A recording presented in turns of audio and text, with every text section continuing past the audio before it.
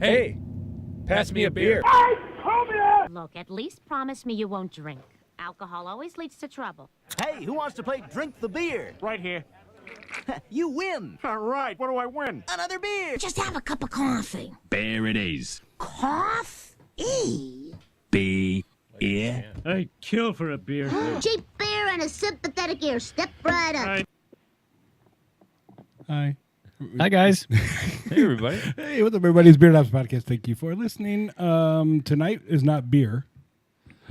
First time. What Might be something even better. Might be something better. Could be. Dare I say? Dare I say? Jake, what do we got tonight, Jake? Tonight we have a special guest, one of the, I think it would be correct in saying, founders of Chicago Distilling Company. That's it. Yep.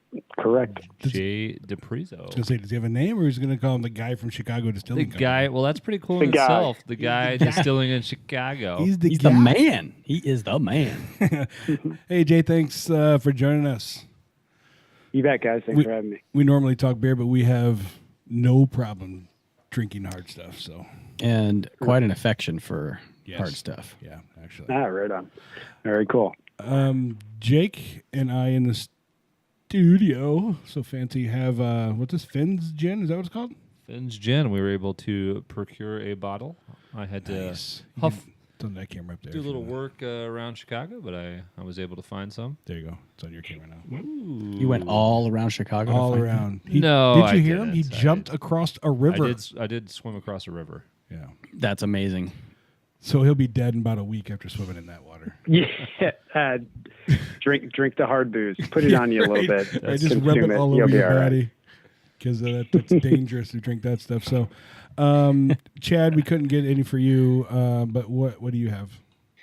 No, that's quite all right. Save some for me though when I get down there next We time. will. I'm drinking my own version concoction of a Manhattan. This is a bourbon Door County Cherry Manhattan Oh boy, using Jefferson's bourbon. look at that! All right. And we have. Is that the aged at Ocean or just a regular label? Just the very small batch. I have batch 17, aged in the ocean, or at sea. But this right. is just their regular very small batch. Right on. Cool. Sweet. And I was tempted, Jay. They did have the barrel aged gin. Oh, yeah. What's the story it's- behind that one? So that's something we do. We can only use a whiskey barrel once in our business when we're making whiskey. So instead of just immediately selling that to different breweries around the area, we'll take some of our gin and we'll barrel age it in there. And really what we use barrel aged gin for is transitioning seasons in the cocktail world. So as you leave summer and head into fall and everybody wants to start drinking brown spirits, it brings in more of those caramel and savory notes from the whiskey barrel into that gin. So a little twist on gin and a nice transitional application for gin as we head into whiskey season. Now, Jake, you don't like low ABV. Is this high enough for you? This is a great. Okay, Yeah. I'm just making sure. This is not a sessionable beer. I'm very happy to be in this space. And I just took my first sip, and it is good. fantastic. This is this is really good. And I don't know what it is. There's something in there that's different that tastes really good. And I am I'm not into sort of the piney gins. This is I'm not either. that That's at the all. problem I have with gins typically is the pininess. And I had Jay, I don't know if you have heard of or are familiar with Hatch Distillery up in Door County, Wisconsin, but they've got a gin that they make. They do all of their spirits with honey as their sugar rather than cane sugar. Okay. And it's the only gin that I've come across that I have enjoyed. And I wish I could try this, the gin that the guys are having tonight. But we'll try to save some for you, but not make any. yeah, problems. save some for me as I'm only 60 miles away. So Yeah, right. We're starting to trickle into Green Bay up there a little bit, so close, but not quite at Door County per se. well, I'm not in Door County. I live in Milwaukee, but Oh, He loves I'm- Door County though. we're yeah. definitely there. Well, that's good. That's one of the questions they have for you at some point here to figure out where you distribute, but we can get into that here in a little bit. But What am I tasting in here? It tastes The different. juniper? Oh, it's good though. Yeah. It's really good. So the way it works, and when you guys are referencing the piney aspects of gin, that's primarily derived from a juniper berry. So the rules, the federal code of federal regulations we have to follow for gin, the standard of identity, is that the main flavor profile needs to be derived from the juniper berry. So the heavier piney flavor profile, that is usually what's referred to as a London dry style gin. That heavier pine, when you have like a gin martini, etc., it has a dry finish. Okay. What we're making with Finn's is what's being now known more as an American style gin. So like you were speaking about Hatch, right? And some of the more craft distilleries popping up. Now we're all kind of expanding what goes into gin. So for Finn's per se, some of the more unusual botanicals in there, there's 11. 3 of the more unusual ones are hibiscus flowers, cardamom, and Szechuan peppercorn. So we dial way back on that juniper. We take away that dryness and that heavy pine that you would associate. I give people the flavor profile of like Beefeater or Tanqueray, right? Yes. Two standards everybody knows they've had them at some point in their life, whether it was good or bad. So the opposite of that, and try to make something that's a little bit more unique and a little bit more palatable. So Finn's has brought a lot of people back to the gin category, and there's definitely a resurgence in gin, especially in the Chicagoland area. I mean, I'm a big time Hendrix fan of, well, Jimmy and the gin, but this is better than that. I like this better than Hendrix gin. I agree. That's surprised because I haven't yet to find a gin that I like better than that. This is good. I think it has more complexity, honestly, and there's all kinds of sort of citrusiness popping out to me. Chad, I'm really sorry, but there won't be any left. It may not survive. It might not survive the night, Chad. Yeah. Well, Jay, we got a little ahead of ourselves talking about this this gin here. Can you roll us back a little bit and talk about how this started and where Chicago Distilling came from? I mean, I did peruse your site and I saw, right there on the homepage, what the inspiration was. But if you could really walk us through the story of how this came to be, that'd be fantastic. Yeah, you bet. So quick summary of the inspiration, because it is out there on the website, and the website's a little bit dated, but we'll go with it. We used to moonshine with my wife's family in the northern Wisconsin area, up north of Eagle River, if you guys are familiar with that area. Yeah, I used to live in Swamico on the north side of Green Bay. So. Oh, right on. Yeah, I know Swamico. My wife's cousins live there. I've frequented Swamico. I dig it. Cool. Were you on the Moonshiner TV show? No, not at all. Oh, okay. So you have all your teeth, and you're not like wearing overalls. We're slightly more educated and that's good. I guess a little bit more photogenic in a different kind of way, because they're very photogenic in their own special way. Exactly right. Not a photo you'd want to see, but a photo you have to see. Yeah, I get it. I love Tickle, dude. If he's still on, for the second season, I think they did all the Tickle musings, etc. Good stuff. But anyways, so used to do that up there during deer season, right? Playing cards, drinking beer, shooting deer, making alcohol, all that kind of stuff. Then in 2010, Illinois created the craft distiller's license. So at that point, my brother and I kind of looked around and we were trying to figure out, all right, what entails a craft distillery, especially in the state of Illinois and more locally in the city of Chicago. So looked into it. There wasn't much competition out there, if any, really. So we decided to give it a go. It took us 2.5 to 3 years to actually get everything together and built, and equipment purchased and space leased, etc. So we opened our doors.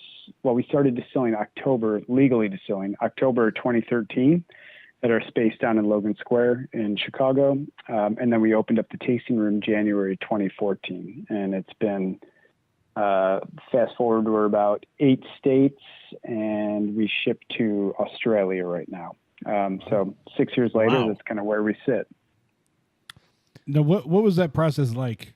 I mean, I've looked into opening a brewery, and I know a pain in the ass and very expensive. Is distilling just as much of a pain and even more expensive, or? Yeah, I'd say opening is, they're all pains, right? Because you got to go through all the paperwork and get federal and state, and then of course local municipality to get on board with it. Costs are a little bit different in distillation. So I've looked in doing a brewery in our facility as well. We have I think class 1 brewer's permit, and I've had that for like 3 years. I've just never taken a crack at putting a small, like 3 or 5 barrel brew house in there just for on-premise beer only. So I know the comparison of the two. Distillation's a little bit different. The still we have, essentially, I could put an entire 5 barrel brew house in for the cost of the still. So it was startup cost about double. The heavy expense that comes in a distillery, if you choose to make whiskey, that's an overhead business. So we make the whiskey, if I make whiskey today, it's not coming out of that barrel for at least 4 years. So you're sitting on all that for 4 years. So that's where a lot of expenses pile up, and it can become overwhelming. Crazy. So, do you have a separate location, Jay, that you're aging and storing and taking this through the process, or does that all happen at your Logan Square location with respect to the whiskey? Yeah, it's all in the Logan Square location right now. So we stay small, and there's a couple reasons. So as we grow, we like to have measured growth. When you open a new state, you've got to make sure, all right, you're not just selling 40, 50 cases of booze to a distributor and they're placing it there and then it's going to sit on shelves and collect dust. There's no point to doing that.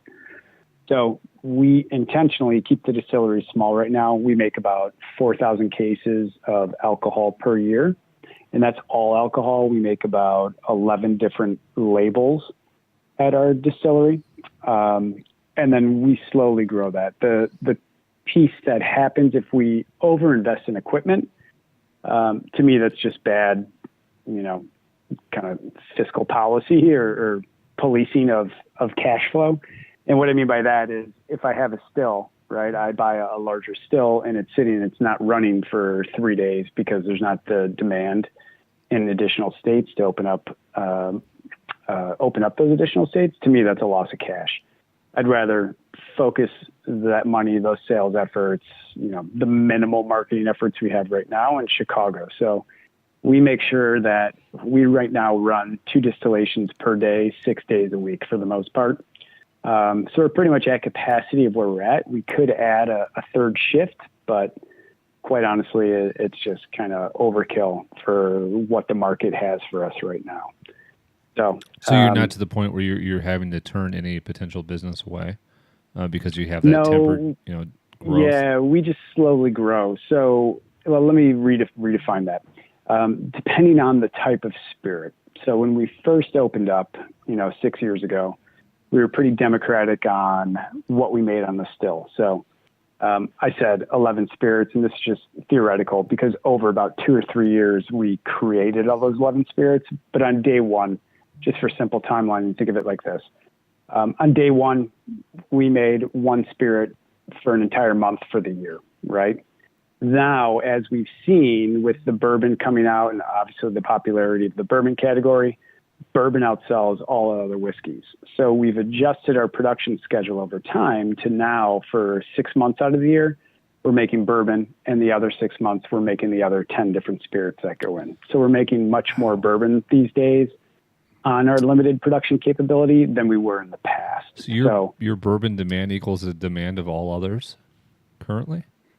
Yeah, for sure. But that's kind of the way things are going, though. I mean, bourbon's getting more expensive because the demand is in the last year or so, maybe 2 years. I've noticed prices going up a little bit, and the interest and demand in bourbon I think it's going to skyrocket in the next couple of years. Yeah, and if you, I follow a lot of writers and critics and enthusiasts somewhat closely. Let's just say they come up in my social media feeds. So I see a lot of concern about that and prices for sure, right? We're in the Midwest. We're value-driven people, myself included, and a lot of complaints, right? Because when they used to get bottles, when people used to be able to get a bottle of, an their 8-year brand for a third of the price they get it for now. It's simple supply and demand. The hard thing is that all distilleries, right, ourselves included, and even the macros, down in Kentucky, you can't predict the future. So if there's an 8-year bourbon you loved, in 2011, they might not have been making as much of that bourbon as demand is today, right? So they have to catch up to it. So it's difficult, and that's kind of what comes into play on the price fluctuations that we're seeing right now. Eventually, the market will right itself, but it's not a high turnover product. Like if you need more socks, the factory can make more socks in 2 months, right? It's like, well, shit, this has to sit and age for 8 years for that specific product you liked. So it's a little bit harder to manage. Jay, do you have anything that's been, sort of aging and sitting since pretty close to launch that hasn't even been put out there to the consumer? No. And if we do, it's a lost barrel somewhere. So people ask that all the time. I mean, essentially what it comes down to is you got to keep the doors open. So there's different techniques in distillation methodology and size of barrels and aging. Now, as we've evolved as a distillery, we've kind of changed our point of view on that, and we can have a follow-up on that in a second. But bottom line, we got our early bourbon releases to a point. The first ones that came out were about 19 months or so in smaller barrels, heavier chars. So a lot of the extraction phase of barrel maturation happened a lot faster just based on ratios of charred wood to spirit in that barrel. So we did a lot of that, but we've evolved our methodology over, the 6 years. And now we won't lay down any whiskey in anything smaller than a standard 53-gallon whiskey barrel. Did you guys, the company was founded in 2010. Did you guys do any sourced whiskey before yours was ready? Or did you guys just do clear spirits in the beginning? Yeah. Yep. So we opened our tasting room with our white whiskey and vodka. That was it. So you got, when we first opened, it was crazy. The place was packed, right? Half the people understood it. The other half were like, well, where's your bourbon? And we're like, well, this is white whiskey. It comes off a still, has a sit and age. They're like, this sucks. I'm like, well, you've probably never had this. This is more like a moonshine type product, right? So half the people that were casual drinkers were like, this place is lame. The other half of the people were like, cool, we get it. It's more of a come along the journey with us type thing than here's sourced whiskey that we're putting out there that we're buying from another distillery. We didn't want to take that. I mean, the price of our booze it's not cheap. At Binny's, our bottle of bourbon and the Garfields of the world, the Whole Foods, et cetera, it's right around $40, right? That's not inexpensive. So for us, we wanted something that was actually made on site where if you wanted to, you could come out and see it and meet us and be like, okay, that's why we're paying extra for that booze right now. Eventually, we do want to drive that price down, but that's just as production grows. So no, we don't source. That's awesome. I mean, I totally respect that. And, I will gladly, if I can find it at like Total Wine or something in Brookfield, I will gladly go spend the $40 and get some Blind Tiger or something. Cause, I love the story, and knowing that I'm getting whiskey that's still by you guys and not sourced. I'll happily pay the premium for it. And Jay, that Chad bursted my bubble on that. So I won't say their name, but I was telling these guys how, look at this new distillery. Look, I got batch 1. You got to try this. You got to try this. And Chad's at my house, and he tries it and he drinks some of it. He's, it's good. It's good. He's like, they didn't make this. I'm like, what are you talking about? He's like, there's no way that they would be ready for this. This is sourced. Right. Yeah. I was like, you son of a bitch. Why did you tell me that? I don't want to know that. Let me believe that I had the first. And then he told him there's no Santa Claus. Yeah, and then he blew up Santa for me. So it was a difficult night. So what's that experience for you? Because I sit there and I think I watch the beer world very closely, and I draw, as much as I can, kind of some analogies to all the fanaticism around craft beer and how it's awesome because you get to see the guys and girls that are making it and all that different stuff. And if that stuff happened in the beer world, I think it would kill a brewery. In the spirit world, a lot of people are kind of like, nah, whatever. It's cheap. I'll buy it. I don't know. What was your thoughts? I mean, obviously you kind of alluded to it, but it's a little deflating. In general, I don't know that I had spent enough time formulating an opinion about it. I don't know. I don't think many people know that distillers do that. I hadn't put that. I think sourced whiskey is kind of a hidden thing in the still world. I mean, people that aren't really familiar with how it actually works would never know. I didn't have the proper context to frame an opinion. I can tell you, you're certainly correct that if it happened with a brewery that I was a fan of, that would pretty much. Yeah, but breweries contract brew all the time. Yeah, but if they were contracting like initial brews and not necessarily being transparent that it was contracted out, that might at the beginning sort of sour my initial impressions of them. I can tell you, Jay, I was distraught to say the least when Chad informed me of that. Almost unconsolable. It was pretty sad. And I told Chad that I was like, listen, I'm going to keep this fucking bottle because it says batch 1 on it, and we're never going to talk about this again. It was. I felt really bad. So, I got respect for the decision that you made there. Let me ask, have you been happy with the Logan Square location? Has that driven sort of the foot traffic? I know you are a couple doors down from a location that we're huge fans of as Chicago beer drinkers, being Revolution. But has that location fared sort of to your plan and your projection and how you want to sort of grow that brand locally?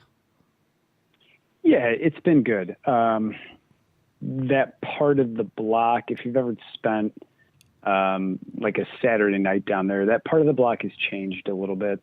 But in general, it's been pretty positive. I live in Logan Square, so that's obviously really nice.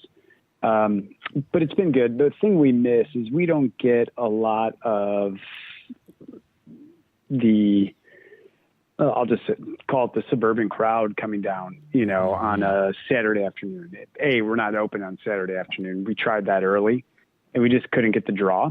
Really? Because for some reason, and I understand it, but drinking hard alcohol might be a little too non-taboo at Saturday at 2 p.m. for most people. You're talking to the wrong people right now for that one. Yeah, I was going to say that doesn't make sense to me. That does not compute. Right. As long as I'm not driving.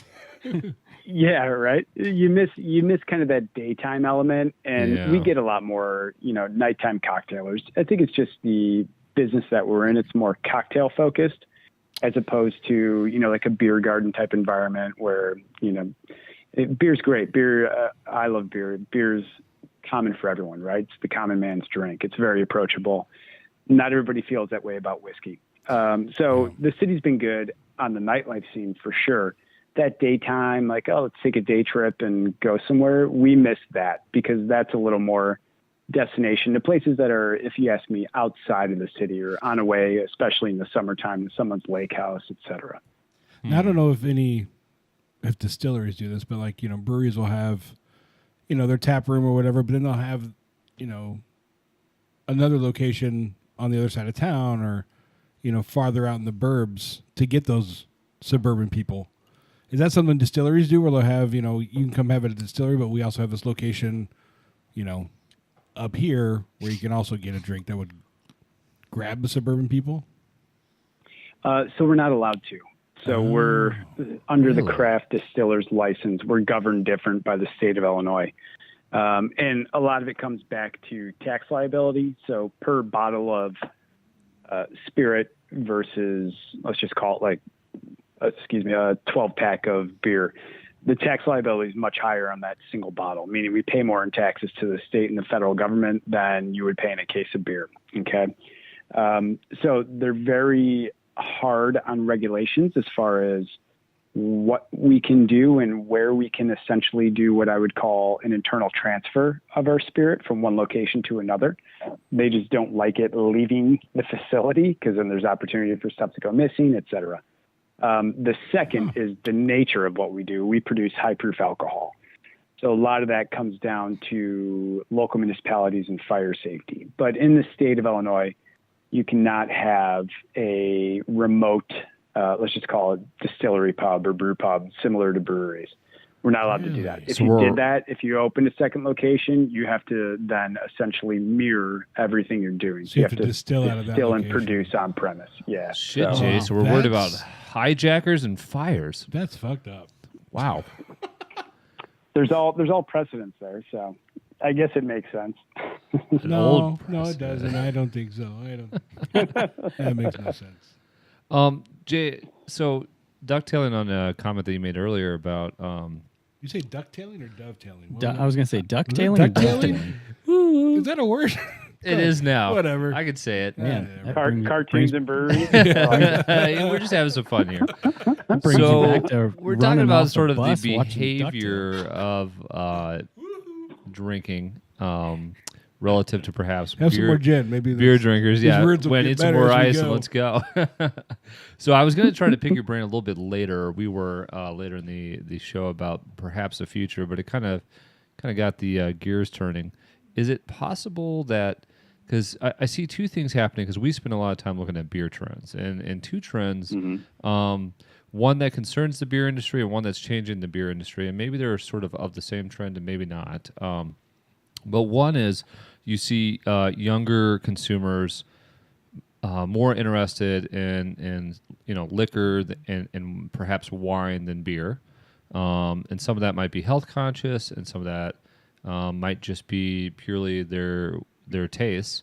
But then the other thing that you're seeing with the beer that the beer is reacting to, which could be connected to this, is getting away from some of the high ABV, some of the high barrel aged, focusing more on lower ABV sessionable beers, or even in some cases non-alcoholic beers. So I guess it's sort of a two-part question to you. Is it possible, one, that younger generations will make day drinking hard liquor less taboo? And does it make sense to produce a lower ABV alcohol in your business? No. I'm not saying I want Jeez, it. I I'll don't answer that want for it. you, Jay. I'm Shut up, Jake. I'm just curious, like, Son of a- as problem? the consumer population evolves, Mr. High ABV over here. I know, Mister. I'm not going to session this I'm not beer unless happy it's about it, but I 18%. mean, those are two big themes that we've talked a lot about relative to beer. I don't want my hard liquor to be low ABV. What if that drives more day drinking for Then a I don't want to larger live in this populace world of anymore. consumers that are a lot younger Call than it us? in. Done. Tapping out. It's over. So the first part, when I go You out, can tell me he's and an idiot. I mean, you can just say you're just so stupid, Jake. Go ahead. That's right. back on track here. No, I'm fucking around. The first That part, escalated quickly. yeah, right. I have that soundbite somewhere. It'll take me a minute. Oh, there it is. Don't talk, Jake. Don't talk about watering stuff down, dude. Come on. Jay, you're allowed to rip into me all you want here. This will have nothing to do with our professional relationship. That escalated quickly. There we go. I think for the younger generation coming out,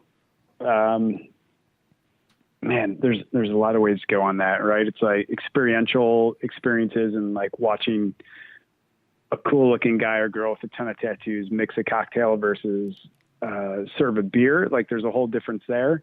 I think what you're seeing in a lot of, like when I go to accounts and visit restaurants, the way they are more or less pacing service is, I feel like there's been a definite attention, and this is from big alcohol that's created this, right? And the whole cocktail resurgence that arguably started happening like 10 years ago is your pre-dinner drink is a cocktail, or they push you towards a cocktail, right? With that smaller cocktail menu and then that smaller selection of beers and maybe some wine on the back of that menu.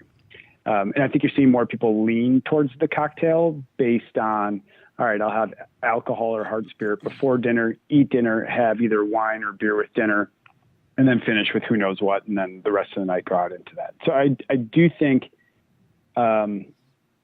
on-premise restaurants are almost building that behavior in the consumers, and that's what all these younger kids are kind of growing up with, because they're not staying home, they're not cooking, they're going out and they're racking up credit card debt, or they have jobs and they just don't care about stuff that, I don't know about you guys, but I was 40 this year, and my parents just had a different methodology, and I was stressed different things, like don't spend your money, save it for a rainy day, right? That's not the case anymore. It's, well, let me go out and have fun while I can and enjoy what I'm doing while I can. So I think you're seeing more people get exposed to that pacing at restaurants and how they work. So that's kind of part one, just what I'm seeing in the market. Part two, lower ABVs and stuff like that. We can't classify certain spirits in the bottle at, like, whiskey it legally cannot be less than 80 proof. And I even personally can't stand whiskey at 80 proof. I like it higher. I like higher proof whiskey. But that's just like anybody. Yeah. Like Jake was saying, he likes high ABV beers, right? It's like you sit there and you slowly go more and more into this stuff, right? That's to each our own vices. So we can't do that with whiskey. So as far as reducing that, that's not really something we can do. What we've focused on at our distillery is convenience. So we do prepackaged cocktails. So we take our spirits and we do a mule, we do a gin, we do a Greyhound cocktail. We can those. And now we sell those to a lot of stores. So now that person has an alternative for a cocktail in a can versus beer. And I'm assuming you guys have seen kind of the explosion in canned wine that's been happening. Yeah. That's all the rage right now. Yeah. So I just think there's different options, right? The rest of us, wine and spirits, are kind of catching up to where beer was. I think beer is and always will be king. I think what you're seeing on the local scene as far as craft producers, right, and people talking about that in the rumblings, I think it gets back to running a well-rounded business and a diversified revenue streams, essentially, right? Like, how do you protect yourself on stuff, and what do you see as a threat, aka cannabis, that whole market that's about to drastically change the playing field. Preach it. Like, how do you go from there? Jay, are you seeing growth in your metrics, your data on those canned, pre-mixed drinks? Yeah, the canned cocktails for sure. Really? Those have come out. They've been interesting. It depends on the retailer. A lot of retailers still kind of don't know what to do with them or how to kind of draw attention to them and separate them from beer and wine. But it's a convenience piece. I'm struggling to find those options, and yeah, it's true. Whether it's a liquor store or a supermarket. And not only is it hard to find, but it seems like, sort of with what you're saying, they don't know where to shelf them. Right. Yep. They're like, but I'll give you the ones I have real life been like example. really sweet. That's why I've also shied away from, because they douse it with sugar, and you're like, wait a second. Jay, what was the one you shared? Highball? Was that the one that I had? I've had Highball. Yeah, so we have a whiskey highball for sure. We have 6 in total. But to give you an idea, kind of like how all this works, so we launched those 2 summers ago. We loaded in the Wrigley field, and then we started loading into Whole Foods, Binny's, right, all those places. So that was 2 summers ago. Now you're seeing this summer, finally, things are starting to catch on. And now, although Mariano's was acquired by Kroger a couple of years ago and things were kind of on pause, but now we're finally starting to load into the Mariano's of the world, right? We're at specialty stores like Garfield's and places like that. Sorry, throwing in like promos for all the people that have been good. Got to do it, I feel like. Man. Yeah. But you're starting to see it more and more. So we're starting to see a lot of those retailers, the larger retailers, what we call our chain retailers, take a look at it. Now, kind of, I don't want to say the last, because there's still plenty of ground to gain. We're starting to see the independent liquor stores, right, who are your local mom and pop shops that, need to sell 20 cases of Jack Daniels and Bud Light just to stay profitable. We're starting to now venture into that world and say, hey, people will buy this if you put it on your shelf, right? That's kind of the last horizon. And then it's just getting deep in those stores and letting them figure it out. And the consumer gets exposed to it slower and slower, but it's growing slowly. If you can talk to Hartford Wine and Spirits, where I live, I will buy it. Whatever you. If you could get it delivered to me, I will buy it.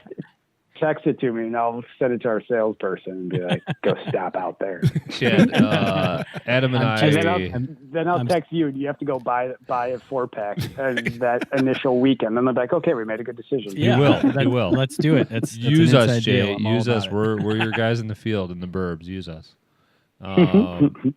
Chad, we just poured our second gin and tonic here, and I got to tell you, it is damn tasty. It is really good. It is very, very good. You are missing out, friend. So, Jay, we are. Chad's like, fuck you guys. We are beer nerds here. Could you regale us with some stories of doing business with providing barrels to Goose Island? Yeah, for sure. So that was actually kind of cool. So we did some business with the brew pub down on Clybourne. And how did John get a hold of me? I forget how John got a hold of me. I know a guy who used to work there who's at Cruz Blanca, the head brewer at Cruz Blanca. I feel like John got a hold of me through him. So John's one of the brewers at the brew pub down there. He reached out to me. We do whiskey. We do a couple different whiskeys that we call our American single malt whiskeys that are derived from beer mash bills. So like I take the malted barley for a stout and I turn it straight into a whiskey. And now it has the heavier kind of coffee and chocolate type notes that you would get from the roasted barleys and the heavier roasted caramel malts. But anyways, John had we did one called an American Brown. So it was a brown ale we turned into a whiskey. And he had it and he loved it. And it was I'm going to get this wrong. Was it just the 30th anniversary of BCBS? I don't even know that. No, not that long ago. Well, no, it might be because they started. They did their initial. No, that was mid-90s. Yeah, I was going to say when he did it. 20 something at the oldest. 20? Okay. Yeah, it was probably 20 or maybe 25, Jay. At max. Yeah. So for that, they were going back to their original barrel profile with Jim Beam, and because of the brew pub, that's not the stuff that goes to market. It just stays in the brew pub. They wanted to put a local spin on it. So he reached out. He's like, I had the brown ale. I love it. He's like, we wanted to do some of your bourbon barrels. So they took some of our bourbon barrels, and I talked him into the stout barrels as well, the stouted barrels that we had, because my whole thing has always been, hey man, if all these people love bourbon barrel aged stout, to me, now you're really going to mind fuck people if you put a stout in a stouted whiskey barrel, because everyone's going to be like, what the hell's that? And you're just doubling down on that flavor profile. So they did it. They had it on tap. I think they got like 9 cornies out of it. And they had it on tap in the brew pub. So it was pretty cool, man. And, people would ping me every once in a while. They're like, oh, your barrels are at Goose, at the brew pub. And I'm like, that's awesome. So it was cool to get a nod from, the OG and now big guys out there. And they still obviously with the wood program have a lot of cachet locally here. So that was a fun little thing. Did you have the beer? Yeah. So they did. It is a funny story. I won't give the details because I don't know if you want me to. But what happened to the beer, they did it. They put it in. And then he decided to put cherries in it, I believe. I think it was just cherries, if I recall. And then he brought me over this super awesome, thermos Yeti type Goose Island branded growler, just because they have the coolest shit. Just because all the tchotchkes in the world. And he brought it over in there. Yeah. The best part about it, he brought it over in there. We drank it together, John and his assistant brewer over there. We had it and hung out, and then we left it there, and I put it on the back desk of the distillery, and the thing disappeared overnight. I came back. I'm like, to my staff, I'm like, what happened to that thing? I'm like, I want it, the growler. Everyone's like, I don't know. I'm like, damn it. Nobody knows. Dicks. Ganked. Do you envision any? I mean, what are you doing with your barrels right now when you're done with making whiskey, other than perhaps? Who else are you going to work aging with? some Are there gin? barrel traders out there? Yeah. That, What do you? What's the barrel trading world like? Yeah, I mean, I'm kind of the asshole of it, I think, because there's a whole. Well, you fit in well on this podcast, sir. Yeah, right. There's a whole barrel brokerage company or industry out there, and they sell for ridiculous amounts of money, right? So when I have extra barrels, there's a email listserv for the Illinois Brewers Guild that you have to be a part of to be on there. So when I have spent barrels, to me now they just take up space in the distillery because we're not in a large facility. So I just throw it out there, $75 a barrel, and different breweries jump all over and come and pick them up. I'm not as calculated as I should be about doing different collabs and projects. To me, I'm just like, I've got barrels taking up square footage, get them the fuck out of here. So I don't lowball on purpose. I'm just like, $75 is fair if you ask me. So you're just fucking up the market because you're just coming in just at a price to move them? Yeah, I'm just like, I don't care. Get them out of here. Right. And I'm like, I'm not delivering them anywhere. You guys got to come down. These and pick brewers them are creaming their pants to get them at $75 a pop, probably. Yeah, I know. Everyone's just like, what? I'm like, yeah, I don't care. Like, get them out of there. I mean, it's not many, right? It's like 10 at a time. So I'm not destroying anybody's livelihood that they've created in this whole brokerage world, but it's still funny. People are just like, all right, fine. And so I've got a lot of phone numbers, on like the barrel hotline now where people are like, call me first. I'm like, okay. So Barrel hotline. Barrel hotline can help you. Barrel kickbacks? Yeah. Are they sending barrel steaks? Can we man that phone for a little while? Right, The barrel hotline. I would love to be on the barrel hotline. I know. I want to. For a good I'll barrel. gladly create an email alias for you guys and be like, you guys handle this. As long as I don't get in trouble, this will be fun. Yeah, it's funny though, because when all the brewers come in, they're like, all right, when were these dumped? When was this? Right? Because everybody's scared about infections. And I'm like, listen, this shit is sterile. There was just 125 proof booze in there. I'm like, you can throw a little bit of vodka in there, wet them down if you want, like whatever you need. I'm like, just stick your nose in there. Nothing is growing in there. You'll be fine. Nothing's alive. Yeah. Oh, that is funny. I tell you though, if you have us man your hotline, your barrels are probably just going to disappear into our hands in our garages somewhere. Yeah, exactly. We're going to build forts with your barrels. That's fine. Barrel if forts. you leave $75 so I can buy something else, I'm totally cool with that. Chad, you can cover that. Yeah, thanks. So, Jay, why do I always get stuck with the bill? I was at You're rich. the office recently, because I don't go in much, but I was there, and somebody walked by and dropped a paper on my desk, the business section, and I saw your mug right there front and center. He's a celebrity. Yeah, we have a celebrity on the show. Wow. I think I'm in they title it that I'm in a trade war with China, right? Yes. I was like, Jay, taking on the trade war. Jeez. We thought Trump had it going on. Look at this guy.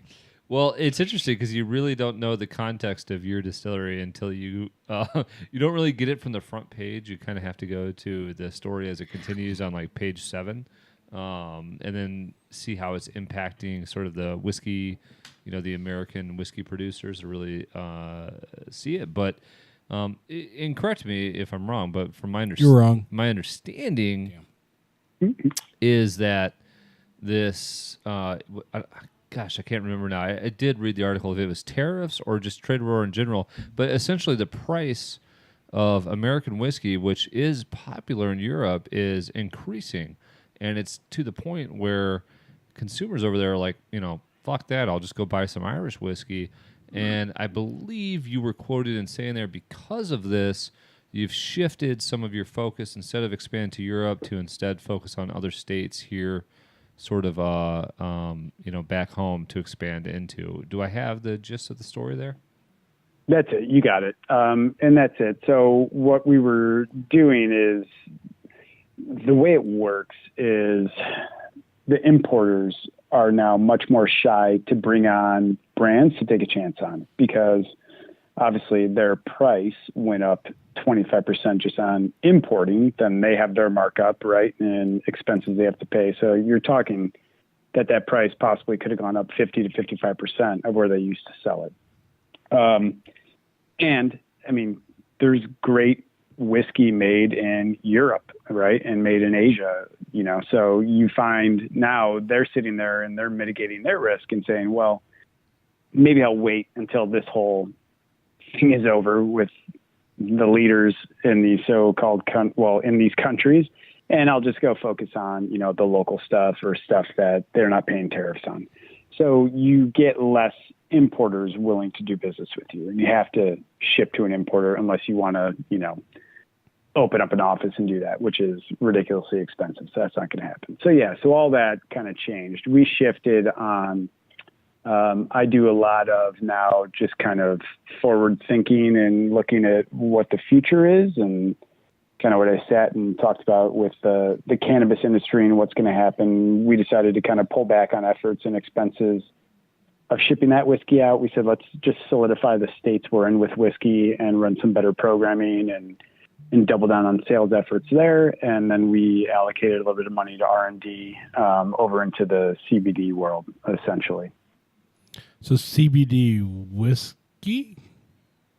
Is that what you're saying? I applied for it. Right now, you cannot prepackage alcohol with CBDs. And we did it for the canned cocktails that I referred to earlier. It was to now have some CBDs mixed into that. So the TTB, which is our governing agency from the federal side of things, will not allow I have to submit a formula, right? Like what's in the can, I have to submit that to the feds. They take that to the lab. They break it down and confirm that everything is in that mixture that I say is in there. And then they give me approval and say, okay, now go get your label and then you can produce it. So when I submitted that formula, they say, we're not going to approve the formula until the FDA officially rules on CBDs and the effects on the human system, mind, all the above, if it's mixed with alcohol. So they won't let me do it. So we're switching to a non-alcoholic venture with CBDs. Oh. So just trying to watch the future, essentially, and figure out, you know, what could really hurt what we love doing is making whiskey. It all comes back to what allows us to continue to expand or innovate so I can continue to make better and better and older whiskey, is the gist of it. Now, do you think we've already have some breweries, brewing with marijuana? Mm-hmm. Is there any room for that within distilling? Like, I don't even know. Well, or is there any existing THC infused spirits? Yeah, I don't know. Maybe in I haven't Colorado, because I know the states where recreational is legal. Right. There are special rules in the state where they will allow you to do things outside of the federal jurisdiction, obviously, because the states are legal, but especially with prepackaging and alcohol, et cetera. I just talked to a guy in Colorado that was telling me that. To me, it makes more sense since we do these canned cocktails, and to me, it's more of if someone's going to, you know, put their CBD oil or whatever, you make pot brownies, that whole kind of thing, you're mixing it into something else. So for us, we were going to do it into the cocktails and have it just be another ingredient in the cocktail, not necessarily like whiskey with weed, right? Like, that's cool. There's probably a market for that, and there always will be a market for that once the U.S. deregs everything. But right now, our focus is kind of more on, all right, what would somebody at home buy a non-alcoholic, right? So like a different juice or soda water, and then mix that with their own cocktail or with their own alcohol by themselves and let the consumer ultimately choose what they want to do with it. That's our methodology on it. Interesting. Damn. Now, is a craft distilling? I know of a couple craft distilleries around us. We went to one. What was that one called? Copper Fiddle? Yeah, them Copper But Fiddle. I don't. Yeah, right on. Yeah, we went to Copper Like Fiddle Zurich, a few years ago. Yeah. How is that market right now? Like the craft beer market over the past however many years, you know, it's kind of been booming, obviously. has a craft distilled market hit its boom, or you think it's got a lot of room still to go? I think the market's going to shed some weight here a little bit. Mm-hmm. So as far as, well, let me think. A year ago, there was a federal bill, I think it was called the Craft Beverage Modernization Tax, Yep. which reduced the federal excise tax for distilleries. So a craft brewery pays less taxes on a can of beer than, a large American Yuengling, right? We'll go with that. Even though I think they probably still classify Yuengling as craft in the U.S. Yeah, but let's just say Budweiser. Yuengling's the number one craft. Okay, so they're still craft. Yeah. Yep. So But Budweiser is not, by the way. Budweiser is not craft, just so we get that clear. Yeah. I'm just thinking like American owned. Huge right? InBev fans here, Jay. Yeah. No, I hear you. But anyways, so what this bill did is it gave us in the spirits world parity, and so we pay now a reduced excise tax. There's a probationary period for 2 years. So come February next year, we'll see if this bill gets signed into permanent law. If it doesn't, our federal excise taxes were reduced 10x. Okay. So that bill I used to pay every year for $60,000 is now $6,000. So I have a 2-year window of that. I have a year left on that. If that doesn't get passed, again, if it doesn't get signed into permanent law, which if you guys, there's all sorts of ways it either can or can't. It's just kind of one of those crazy things and how bills get done. If it doesn't, I think you'll see a handful of distilleries across the country, probably, anywhere from 15 to 25% shut down because their costs are going to jump back up. And it's just overwhelming to get over that tax burden that's out there. If it does get signed into law, I don't know what's going to happen. I'm sure you'll see people keep going, right? Because everybody has a dream and everybody has a passion and what they like to do. And then the market will essentially figure itself out. There's a major consolidation of distributors on the spirit side of things.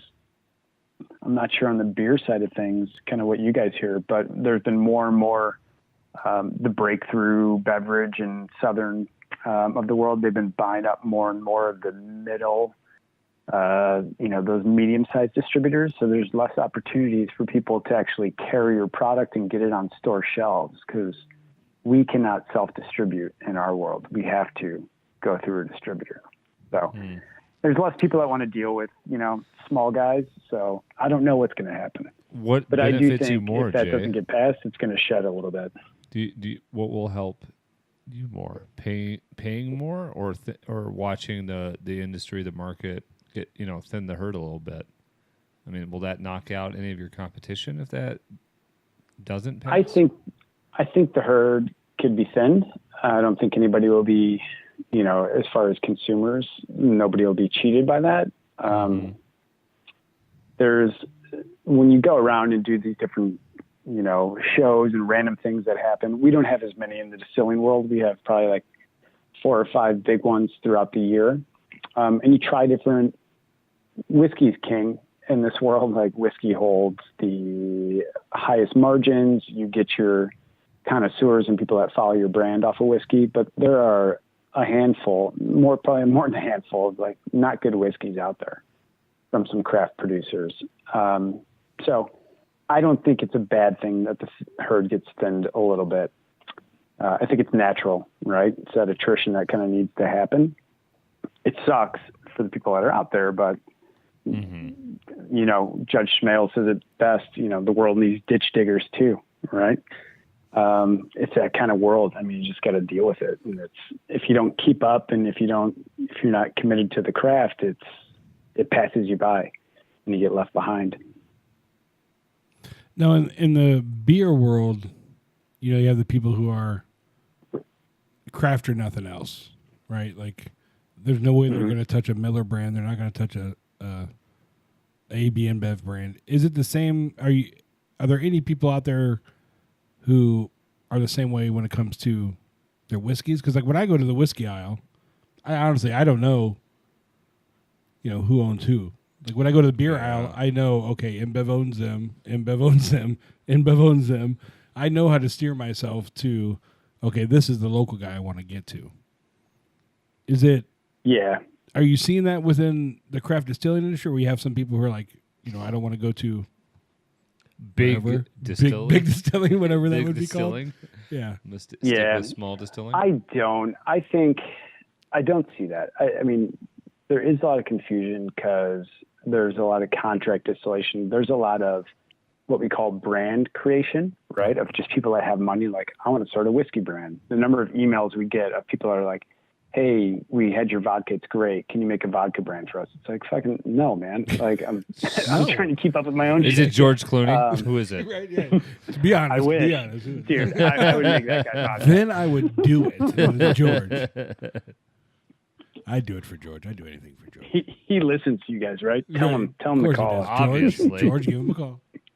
Him and JT. Yeah, but no, I don't think we have that as much. And it's different too, because for us, like if you talk about your core large brands that are out there, the Knob Creeks of the world, the Four Roses, Wild Turkeys, et cetera, and then bring in the mysticism of the Pappy Van Winkle and that whole thing. Those are all good whiskeys, and it's not their fault they're at that scale and that large. They still make good products, and they make the products well, right? It's not like they cheat it. What I tell people more is be smart about sourced whiskey. And there's nothing wrong with sourced whiskey if it's at the right price point and they're transparent about it, right? If they're like, hey, this was made by, MGP in Indiana, it's $25 for a fifth, which is reasonably priced, and it's the same as a handful of other whiskeys that are out there, and that's fine. The problem is I have more of an issue in the craft world of people that are like, well, we couldn't afford to open a distillery, so we sourced whiskey for the first 5 years until our whiskey was ready. And it's like, well, then you shouldn't open a fucking distillery. You should have done something else, right? And if they don't talk about it, right, and the transparency's not there, that's a problem. And I would say to people to look out more for that. But it's very hard to figure that out unless you're educated on how to read what I would say the back of the label on a bottle of spirit. So it's got to say distilled by, and then list the distillery. Legally, you can't put distilled by on there if you didn't distill it at that premise of where that distillery is. Oh. Now, is there, like, in craft beer, the bad guy would be InBev, right? Like that's right. Well, there's some others, Miller and Coors, but whoever owns Lagunitas now. But would there be like? That's definitely the biggest one. When it comes to the craft distilling, is there like that's the bad guy? Is there a bully that's like trying to own all the distribution and just all the shelf space and just being a dick? A huge. That's a good question. I was buying up craft distilleries. Curious to this myself. I try, Chad. I try every now and then. I come up with one.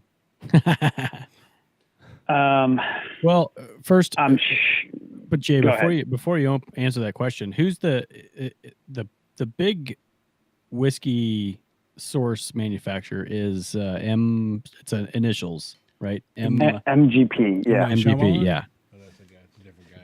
My fault. It's the gin talking. Go ahead. So no, so good, is Jim. that does MGP come into play in your answer here? Not really, because prior to MGP being MGP, they were LDI, and prior to that, they were part of Seagram's. So for them, they're like, we're a distillery. We've always distilled, and they had all their own brands back in the day. Okay. MGP now comes to market with their own brands as well.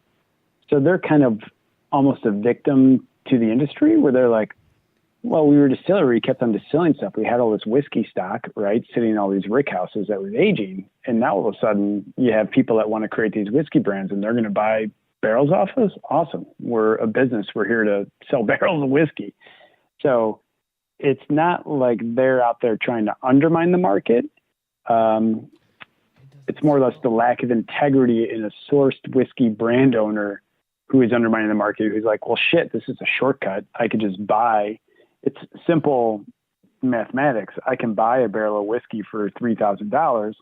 I can get, let's just call it 200 cases of whiskey out of there, and that's going to make me $12,000. So I'm in the black. Let's go do it, right? And they do marketing. So it's a little bit different. It's not necessarily like the producer. They're not the InBev, right? They're not like, well, fuck it, let's just put a shitty product out there and buy tap handles, right? Well and throw the cash all around and try and screw the little guy and just buy anybody who gets and too own big all that the we can't beat distribution up anymore. Right. Force all the distributors are supposed to be independent. And what they do, Jay, and because it's state by state, that law that rules distribution. So if they can buy the distribution, in some states they do. Yeah. There's a Oh yeah, handful we're in Arizona. We're in a InBev house, InBev distribution house. And it's, the challenge is beer can't sell liquor. We were there and we laid up there because I had a buddy who at the time worked for Four Peaks, which is a big Arizona, the local brewery out there. And he was like, I was there back in February. Oh, right on. Nice. Yeah. He's like, if you go anywhere, go here. He's like, they at least can deliver to every single bar in the state. So we were there, and I get it. I see, when you go there, there's an eagle all over the place. They're good people. They're great people. They sling Bud and Bud Light and Four Peaks and Goose and all that kind of stuff. But like, they don't do much for alcohol, right? It's a different sale. So I've seen what you guys are kind of talking about. I'm just not as intimate in the beer world like you guys are, but it's like, no. Bud is king and everybody else comes after that. Yeah. Not for me. Well, Not for me. for their business. Right. Yeah. So, ultimately, I don't think there's anybody that's, the big evil out there because, I'll just call it Kentucky and Tennessee. They make booze. They make it well. Like, they make it in a different way than we do in the craft world. But in our world, it's leveraging economies of scale and it's a capital intensive game. Like, they've been in it for a long time and they have it out there. And yes, when it comes to pushing product and making sure it's out there, some of their stuff isn't good. Some of their stuff is good. So the good stuff commands it, but there is a lot of the shenanigans that happens at the, bar and restaurant level as far as, we'll just call it grease and we'll just label it as that. The grease that's out there, the grease is out there. Same as in the beer world, same as probably in the wine world and in the booze world. Like, that's life. You can't deal in that. And there are different bars that offer different things. There's just, I think, a lot more opportunities in beer right now because it's so large and prolific, especially in Chicago. And there's a lot of great stuff being made by a lot of craft guys. And, hopefully spirits will catch up to that in the next 10 to 15 years as well. A lot of what I've been reading, we kind of talked about in the last episode, is that, and I blame the millennials for everything that goes wrong in the world, but, but millennials are kind of sliding to this low ABV beer world, but they're also sliding to, according to what I've read, hard alcohol, and so where do you see craft distilling going? Obviously, I think you hope it grows, right? But yeah, what do you see? Looking 10 years out, is craft distilling the hot thing, or is it going to be slower than that and take it longer than that to get to kind of where craft beer is? Where there's a craft brewery. What do they say? Every 2 miles or whatever it is from person. I don't know what it is. Or there's craft breweries everywhere. Do you turn into this? Is your biggest growth and your biggest sustaining with this younger generation the canned drinks and perhaps what you sort of carry your brand on? Because what we see a lot, Jay, when we study these and we discuss and we review these. I was going to say study is a big word. We'll lose that. Use that word loosely. I don't study much. But some of these breweries still carry their high ABV, their barrel aged series. That's like we're going to release it this time every year. And yeah, the beer nerds like us want to drink that. But I think a big part of that is just them selling a brand and having brand awareness and having some excitement. But it's not really where they're making their money. So, for you, does it become, having some sort of 8-year aged bourbon, that drives the name Chicago, but that's not really what you're pushing on that daily basis? Yeah. With the, it's hard. With the millennial piece that we're talking about, or even the generation coming up after them, but that's also a pretty powerful generation. I think it's convenience and experience, right? They want an experiential thing. They want to see somebody or someone who's connected to making something. And it's not just craft alcohol, it's craft everything, right?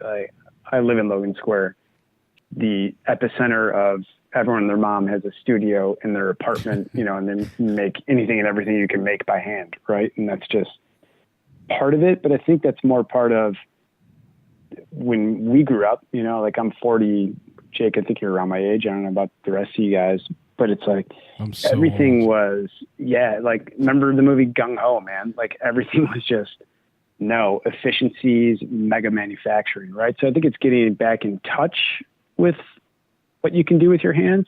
So I think that's part of it. So for us, the experiential part of things is being available, doing tours, showing people what we do. When we do our tour, we're like, here is literally how the saccharification process of malted barley and grain works and how we make alcohol from that. And I think people resonate to that and they respond to it and they're like, cool, I learned something, right? You want to leave someone with something that they didn't know before they came in.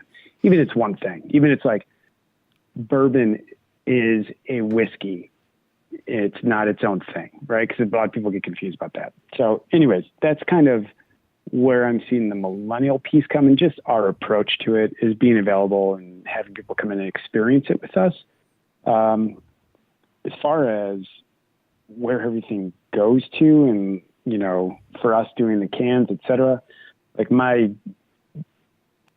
deep, dark fantasy is that I can completely remove myself, not completely remove myself, but I can go and just make weird whiskeys and dumb whiskeys and sit on them until the day I die, right? So I continue to play with malted barley and all these different creations and just make and be a small, teeny tiny distillery that's literally, I thought about creating a whiskey club just because I sit there and I've seen the type of money people have where you just sell a membership.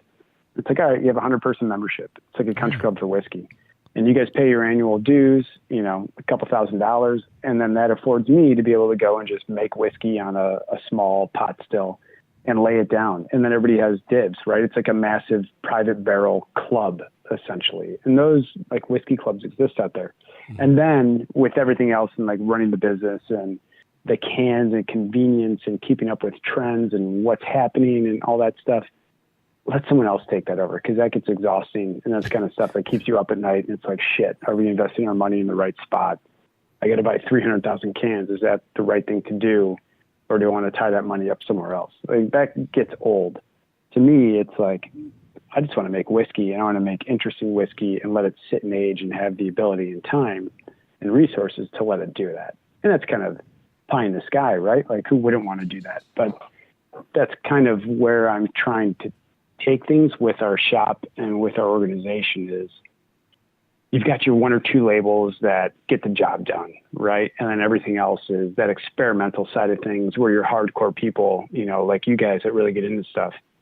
You can come and try that, in 8 years, in 12 years, and have that opportunity and experience. I don't know. It's the whole thing of the rat race versus not laying it up and going to the country, but just taking a breath and going and hanging out and just living your life and actually enjoying your life as opposed to being caught in it. That's the human spirit, what we all kind of have to try to balance to stay sane, I guess. So I don't think I really answered your question, but that's kind of it worked for me. I think you did. I mean, let somebody else be, pinky in the brain and do all those world domination. But basically let somebody else, continue to try to keep up with the trends and and pump out the product that's going to sustain the R&D and the fun stuff and help you find the balance. Well, speaking though of trends, what's the trend right now going on in the distilling world? Oh, shit. What's the hot trend for summer 2019? What trend isn't happening, right? Right, yeah. Yeah, I mean, the media was the other piece. I think the media will always talk about craft distilling, but I don't think it will ever realize the peak. You know, what is it, 11%, 11.5% is what the craft beer market owns in the total beer market. Mm-hmm. I don't think distilling will ever get there. It's a whole different ballgame. What is it, Jay? Why do you think that is, though? Is that just because it's a higher alcohol content and they don't want to promote that, or what's the percentage now, though? We're at, according to, and I think Tito's is included still as a craft distillery, right? So that's like our, well, I'm not going to draw the parallel because I'm not as in tune in the beer business as distillation, but Tito's is still a craft brand. I think we own like 2.7% of the total market. I think we'll probably maybe double that, and maybe at the very highest get to 8%. It's just different because it's all going to be, as far as profitability, whiskey driven, as far as volume driven, vodka. And there's nothing great about vodka. It's there. You want to buy a cheap bottle of vodka. Whiskey, it's different. That's a whole different interaction with the person. I swore years ago I would never buy another liter of Skull vodka. I've got a question about vodka. Oh, boy. Mm-hmm. Because I hear people talk all the time about, like, oh, man, Smirnoff gives me this massive headache next day. Or if I drink Grey Goose or Belvedere or whatever it is, I feel fine. Is there anything to that? I mean, is vodka, or is there? No, chemistry-wise, yes. There can be something to that. So there can be more traces of methanol in your spirit versus ethanol. A lot of that stuff really comes down to, it sounds weird, but conditioning of your body. So like for a while, I didn't drink beer. I was on spirits for a really long time. Excuse me. I went back to drinking beer. And I started to get, the next day it felt like I smoked a pack of cigarettes, etc. I talked to a guy that ran the quality control lab for a really big craft, quote unquote, brewery around here. And he was like, no. He's like, what's getting to you is you've been off the fusel oils and the hop oils from beer. He's like, so your body's got to reaccustom to that. Huh. He's like, and that's giving you the cloud, et cetera. And this is a kid that has a PhD from, what was it, UC Davis, I think. I don't know, one of the big brewing programs out there. And it's worked anywhere and everywhere, macro and micro. So I was like, okay, cool. So for me, it's more of what's your brand, what's your body used to? And it's like anything. You're conditioning your body to be able to tolerate it or not. They're all poison. Alcohol is poison, sure, right? Yeah. And it's just the amounts you take, and it's like a Princess Bride. We're doing a lot of movie analogies. And the smart guy, whatever, has built up the tolerance to the poison. Jay, what you're saying is drink a lot of everything and you won't have that feeling. Preach. There you go. Preach. Well, I do want to be, aware of your time, Jay. I'm going to ask my last question. I don't know about these guys because you are a different interview for us. Thank you so much for being on here. Absolutely, yeah. Your gin is fantastic. I look forward to trying more of your stuff. My last question is, so Jay's had a long week. He's been at the distillery. He's been dealing with shit there. He's had asshole customers like myself and his other job asking dumbass questions. It's Friday. You ask dumbass questions? Never. It's been a long week. What does Jay come home and drink? What is he going for a beer? Is there a hard liquor? Is it something that he produces? Is he tired of his stuff? Is it something that he likes? What is? It's been a long week. What does Jay reach for on that Friday? Yeah. So first drink is a beer. Always a beer. Depending randomly what I have in my fridge. And And I do a lot of exchanges with local breweries. There's a big barter system when you make this stuff. So it's always something different rotating. So I'll have a beer. I'll rock some CBD oil drops in between that, and then I'll move on to whiskey. And then it depends if I'm cooking or not. Maybe like 2 or 3 times a year, it'll be a glass of wine after that beer, but I always drink usually like a lager or pilsner, right? Something light, probably like 4 to 5 ABV, just to kind of take that quick edge off. And then depending on how the night's going, I either get after it or just have 1 or 2 other drinks after that. Well, let's say you get after it. So a little CBD, and then what are we doing? I always rock CBDs. Are you looking for brands? You want me to throw brands or categories? Whatever you're comfortable with. You could be a category. It's your call. So for beer, I go to a lot of German lagers, and I'll just go to the local store here, whatever they have here. I dig that world and like it a lot. Right now I'm drinking, I don't know what you guys' stance is on the brewery, but I share an employee with this brewery, Lagunitas, and I have the super cluster ale right now. We did a big holiday swap with them. A lot of those brewers come in and drink at our tasting room. And then I drink the whiskey I drink a lot of is Four Roses. I like a lot of their stuff, and I like a lot of Wild Turkey. Yeah, Four Roses on my shelf. Yeah, I dig it, man. It's a good one. Good stuff. Monkey Shoulder, too, is one that I found tastes really good. Although they advertise it as a mixing whiskey, but I don't mix it with anything. What is that? You cut out a little bit. Monkey Shoulder. Oh, yeah. That's Scotch. Yeah, I can't do Scotch personally. It's not my forte. I've tried a lot of good stuff. I just can't get over that peat, man. Different for me. Try Monkey Shoulder. It's not peaty. Yeah, it's not peaty at all. Yeah, they came to market, I think, 4 or 5 years ago, and a big push in the cocktail world. That was when you're talking about the mixing whiskey. Yeah, when you go to their website, it's all about mixing them. And I'm like, why would you mix this? It's good by itself. It's very good by itself. Yeah. So that's it, Jake. That's what I'm doing. And my CBD oil varies. I'm still trying to find a vendor of choice. And I'm starting to source my own anyways. So fuck it. I'll make my own stuff. It's funny. We so kind of go down the CBD trail. My daughter has ADD, and we went to CBD to kind of help her out. And my wife's doctor's husband makes CBD oil, and that's where we get it from. And my daughter stopped taking her ADD meds and just uses CBD. So it's kind of amazing. But interesting. My son's in the same boat. Yeah, we might talk offline on this. Yeah, I was pretty surprised. So I wonder if CBD would work for one of my dogs. It's all over the pet world.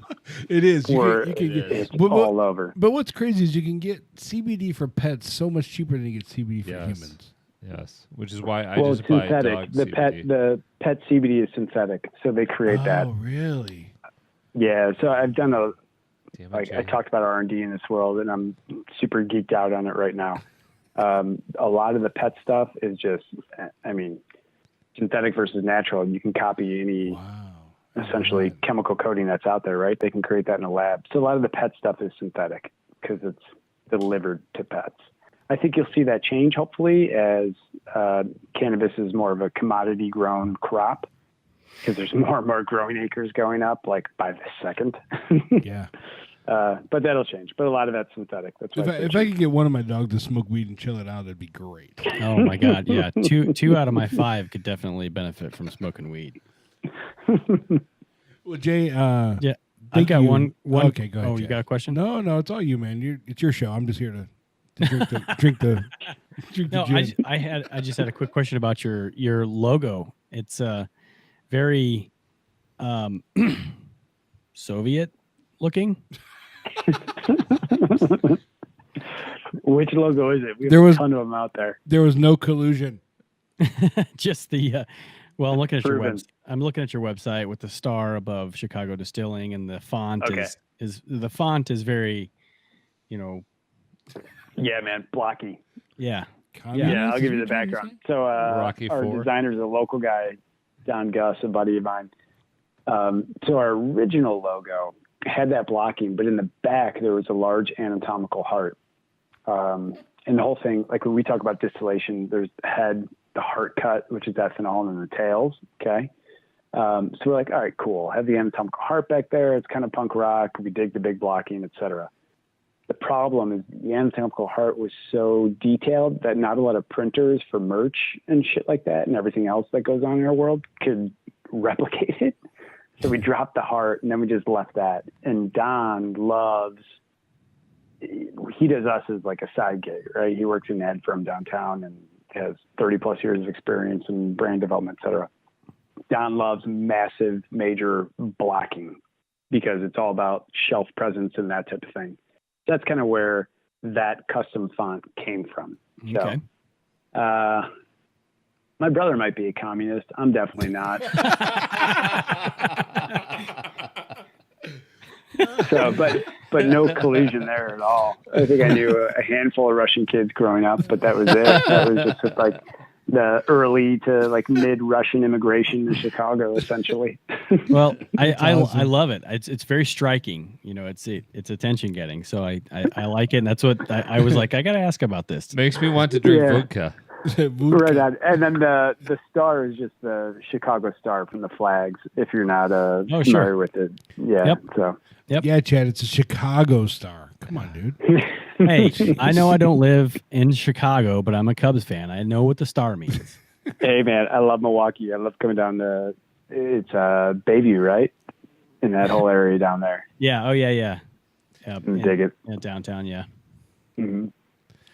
All right. Well, Jay, thanks for joining us. Now, what are the places you can send us to definitely for this gin for one? I'm definitely picking up a bottle of this. This shit is right on. Good. Where in the Chicago area, and the Milwaukee area, or even just across the country? Where are you guys available at? Yeah, so I'll go Milwaukee first. I mean, the no-brainer that I know for sure is Woodman's in Kenosha. We can do that. Total in Brookfield, possibly. I know we talked to them early on, but I don't know if we ever converted in the Total just because there's different kind of hurdles to get through there. In the Chicago area, Benny's is probably your best bet. I'd go there. If they don't have anything, just always ask. The staff there comes in all the time. They're highly educated on what our products are. You just have to go to the customer service desk. Even the Benny's out in the burbs? Yeah, you ask. They'll ship it out if it's not, but they're pretty good. Otherwise, Garfield's is a specialty out there, and then we're getting more independent liquor stores opening up. Do you know specifically about Woodman's in Menominee Falls? What about this address? Do you know about this address? Well, I mean, Woodman's in Kenosha. That's an hour from me. Woodman's in Menominee Falls is 25 minutes. I'll bring you a bottle of Chad. I'll find out. Woodman's is tough because they're all they buy independently from each other. Okay. So we've definitely been there. We started to layer into some festivals. So I don't know if is festival that far south in Wisconsin. They're in Oshkosh, which is an hour from me, north of me. I don't know. What about 122 South First Street? Do you deliver there? Yeah, we don't need to get into those details on the show. But.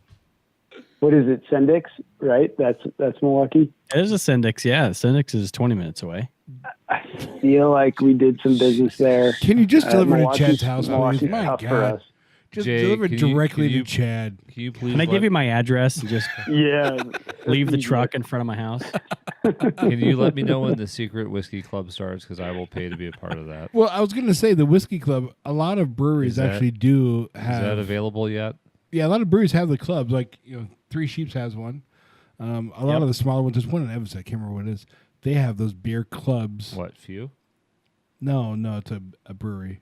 Oh, brewery. Where they do those clubs for beer. Yeah, I don't think it'd be far off to do a whiskey. Well, we've tried to get the one, Three Sheeps. We want to be in their barrel age club, but it's like it's already they don't take a new member until somebody leaves. Yeah, so that's why I'm asking Jay. I will pay to be on the ground floor if that happens. Yeah, he'll pay for all three. Yeah, for us, I think a lot of it revolves around our website, and our web developer disappeared like 2 years ago, and we've never been able to like find someone else that wants to do it. So once we can sign people up online and it's an automated process, then we'll probably start something. Other than that, we've just been like, fuck. Like here's a list of shit we want to get to, right? Which takes forever. So that's one of them. That's on my back burner. And my wife is just like, dude, we got to pay the bills. Don't worry about that shit. I'm like, okay, fine. People will pay for that. I mean, maybe that's a break even. Maybe the other stuff pays for it, but you know. Yeah. Hey, if you know a web developer, send them my way. All right. I haven't taken the time to figure that world out again yet. All right. I'll find you a web developer. Waive my fee. I mean, I could be a web developer depending on how well it pays. Chad, shut up. Don't trust him at all. I could be a web developer. Thank you, Jay. He can barely run his computer. Thanks, Jay. Yeah, thanks for having me. It's been fun. Yeah, thank you very much. We really appreciate it. Yeah, if anybody in the Chicago area or Wisconsin or Arizona, did you say Arizona? Yeah, you're all over, man. Arizona, Australia. Yeah, the Aussies. Bring them in. Yeah. Jay, what were the states real quick? So Illinois, Wisconsin, Minnesota, Missouri, Kansas, Florida, Arizona. Okay. Get that shit. This gin is damn good. Damn good. Right on. I appreciate it. Chad, you are missing out. Yeah, Chad. I'm not a huge gin fan. I'd love to try it, but I am definitely going to go for some bourbon as soon as I can find it. Nobody's perfect, Chad. It's all right. I'll mail you a letter to your address, handwritten, really poorly, of the liquor stores I think we might be at in your area. I want to see that. Please hit him in places hilarious. that you're not at, just so he goes there.